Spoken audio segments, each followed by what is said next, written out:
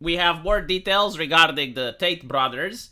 Now, as I mentioned in a previous video, the police could only hold him for 24 hours. And I had some subscribers perking out saying that, no, V, look, he's not being detained. He is live streaming right now. Why are you posting false information? And the answer is I wasn't posting false information. Literally 24 hours after he was detained, he was live streaming because he was released. So literally what I said was true. Now, however, it seems that the prosecutors are asking the judges in order to allow them to detain him for 30 days. Legally, this happens in 3 cases. If the person is considered to be a flight risk, if the person is considered to be dangerous to himself or others, or if the person is considered to try and manipulate evidence.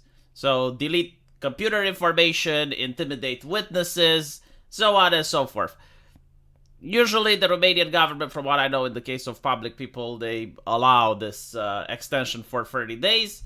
Even though the law states that you should be investigated while free because you benefit from innocence until proven guilty, many times, especially when it's about politicians, famous people, they do get arrested for those 30 days. Now, it's important to point out that if the state doesn't convict him with something after the end of those 30 days, then he would be paid damages. So, I guess, in a way, the state realizes that they did a mistake and they will pay the person damages. One of the things that I noticed, many of my subscribers pointed out, and I'm really glad that you did because it shows that you're smart. How did the press know that he would be arrested?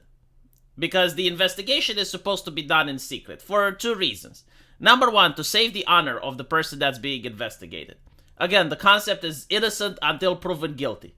And going in front of the cameras with the bracelets on, having the masked ones surrounding you, that damages a person's reputation, which is supposed to be considered innocent until proven guilty.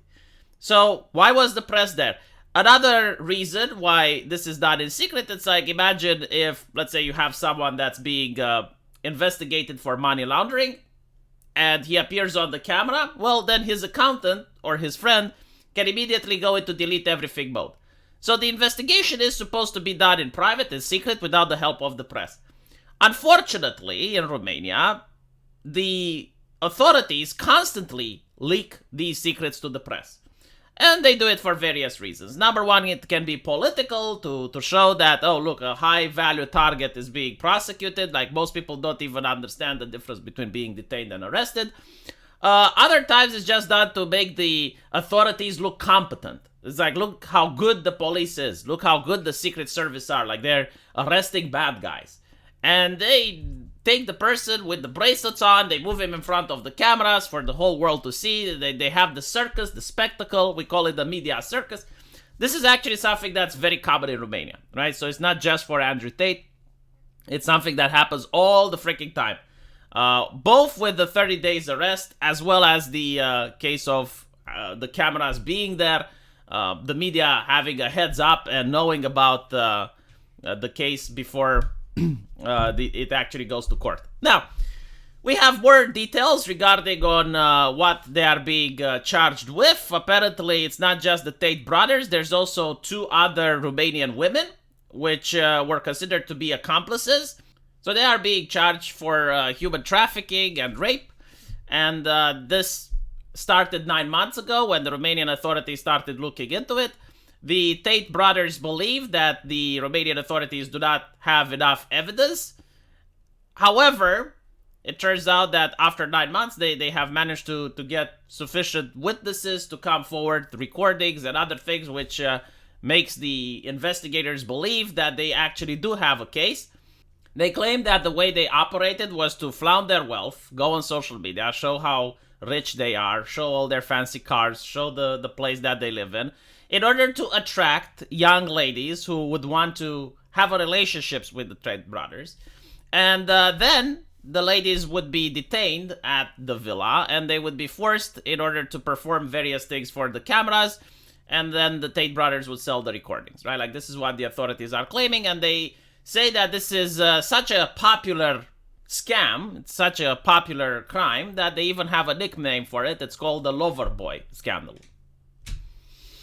Apparently, there's also two other women that are being charged. One of them is a ex-police officer from Romania. The other one, the media didn't release much information. And it seems that at least 6 women came out claiming that they have been physically aggressed. They have been constrained to remain at the Tate brothers' home through intimidation, constant surveillance. They were constantly controlled. And also, the Tate brothers would invoke that they had certain debts that they needed to pay, and they wouldn't be released until they paid their debts. So this is what the Romanian government is actually charging them with. Like, I have noticed that a lot of people on the internet are into two camps. Obviously, the left wing is anti-Tate because the media told them they shouldn't like Tate. I noticed this with the liberal media. Like, they show you a person that you've never seen in your life, and they tell you why you need to hate them. Like, this is classic, if you will. Right? So I never heard about Andrew Tate before the newspaper showed me this is a very bad man. You need to hate him. And I used to have a little bit of pity for the journalist class because I thought they can't write for shit. But apparently they do have some skilled writers because putting the word far right and misogynist on repeat over and over in an article while the article still managed to maintain coherency has to be a skill. I mean, I remember, I think it was the Daily Beast, I counted like 7 times far right, 5 times misogynist, 3 times sexist, and yet you could still read the article and understand what it was saying, right? So they do like to repeat these words over and over. It's almost like a competition between journalists. So yeah, like people on the left, I don't think there's a single left-wing person that is on the side of Andrew Tate. Now, on the right is something that happens, which is very interesting.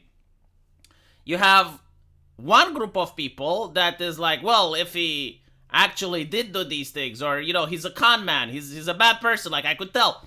They're against Andrew Tate. And then you have like another group of right-wingers who's like, well, clearly he's being politically persecuted because why else would they try to deplatform him from social media? Andrew Tate himself released a couple of victims saying that they're out to get him.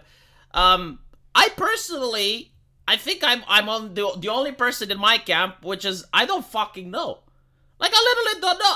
I've never been to his house. I've never spoken with any of these women. He's not my friend, alright? Like, I genuinely do not know. I haven't seen the evidence that the government has against him. I haven't seen the trial. I legitimately do not fucking know. Right? Like, what else can I say? Is this like a wrong position to have? To just claim, I do not know? Just because a person can have, you know, bad takes on social media, right? Like, he's a misogynist. That doesn't necessarily make him a criminal. And just if a person has good takes, like regarding vaccine mandates or how to improve your life, you know, be more confident and stuff, that doesn't mean that he's necessarily a person incapable of committing crimes. So yeah, like, I generally don't know. There's also some people saying, well, yeah, but like, this is his business, right? Like, he does OnlyFans, like, he spoke about it. It's like, okay, well, yeah, that's his business. Now, is he conducting his business legally or illegally? I don't fucking know. I wasn't there. Still, I do have to say, due to the fact that there are more people involved in this, like those 2 women of Romanian citizenship that are considered to be accomplices, and they're also getting charged, I tend to think that this may not just be political, right? Like, even though, apparently, the US embassy asked for his arrest, and the reason for this, according to the papers, is that one of the women that was being held there against her will had American citizenship. So she went to the US embassy, and the US embassy demanded that the Romanian government does something, and this is the result. Like, the Romanian government already had him under surveillance, they were already investigating him, but when the US embassy asked that the Romanian government stops whatever is happening there, they went in. So this is literally what we know. What can we expect? He's going to be detained for the next 30 days, with the possibility of that being extended. I guess more evidence may come up in the press, because the authorities constantly leak these evidences. Like, this is normal in Romania, even though, legally speaking, it shouldn't be normal. So, yeah. Let me know what you guys think, and I'll see you in the comment section. Take care.